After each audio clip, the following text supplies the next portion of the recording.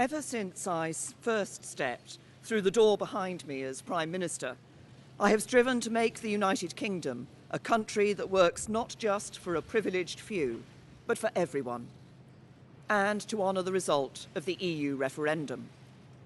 Back in 2016, we gave the British people a choice.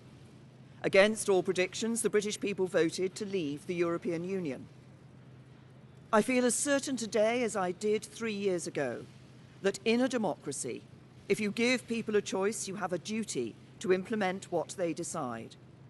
I have done my best to do that. I negotiated the terms of our exit and a new relationship with our closest neighbours that protects jobs, our security and our union. I have done everything I can to convince MPs to back that deal. Sadly, I have not been able to do so. I tried 3 times.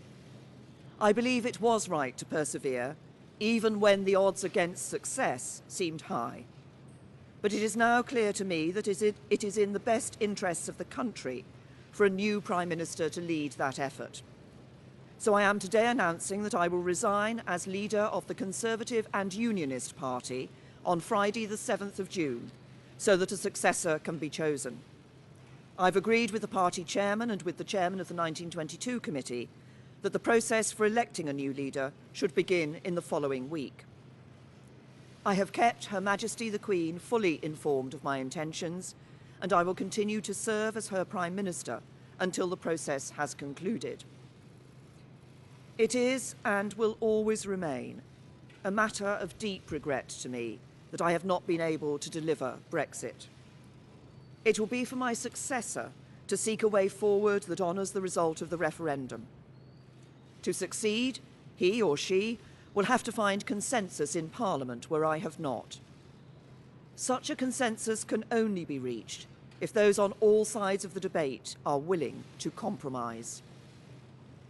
For many years, the great humanitarian Sir Nicholas Winton, who saved the lives of hundreds of children by arranging their evacuation from Nazi-occupied Czechoslovakia through the Kinder transport, was my constituent in Maidenhead. At another time of political controversy, a few years before his death, he took me to one side at a local event and gave me a piece of advice. He said, "Never forget that compromise is not a dirty word. Life depends on compromise."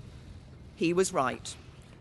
As we strive to find the compromises we need in our politics, whether to deliver Brexit or to restore devolved government in Northern Ireland, we must remember what brought us here.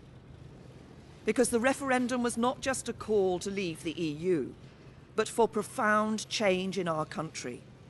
A call to make the United Kingdom a country that truly works for everyone.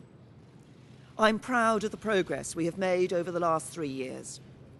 We have completed the work that David Cameron and George Osborne started. The deficit is almost eliminated. Our national debt is falling, and we are bringing an end to austerity. My focus has been on ensuring that the good jobs of the future will be created in communities across the whole country, not just in London and the South East, through our modern industrial strategy. We have helped more people than ever enjoy the security of a job. We are building more homes and helping first-time buyers onto the housing ladder, so young people can enjoy the opportunities their parents did. And we are protecting the environment, eliminating plastic waste, tackling climate change, and improving air quality. This is what a decent, moderate, and patriotic Conservative government, on the common ground of British politics, can achieve, even as we tackle the biggest peacetime challenge any government has faced.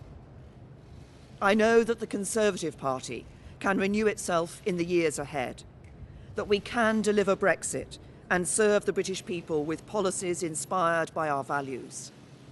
Security, freedom and opportunity. Those values have guided me throughout my career. But the unique privilege of this office is to use this platform to give a voice to the voiceless, to fight the burning injustices that still scar our society. That is why I put proper funding for mental health at the heart of our NHS long-term plan. It's why I'm ending the postcode lottery for survivors of domestic abuse. It is why the race disparity audit and gender pay reporting are shining a light on inequality so it has nowhere to hide. And it is why I set up the independent public inquiry into the tragedy at Grenfell Tower, to search for the truth, so nothing like it can ever happen again, and so the people who lost their lives that night are never forgotten. Because this country is a union, not just a family of 4 nations, but a union of people, all of us. Whatever our background, the colour of our skin, or who we love, we stand together, and together we have a great future. Our politics may be under strain, but there is so much that is good about this country, so much to be proud of, so much to be optimistic about. I will shortly leave the job that it has been the honour of my life to hold. The second female Prime Minister, but certainly not the last. I do so with no ill will, but with enormous and enduring gratitude to have had the opportunity to serve the country I love.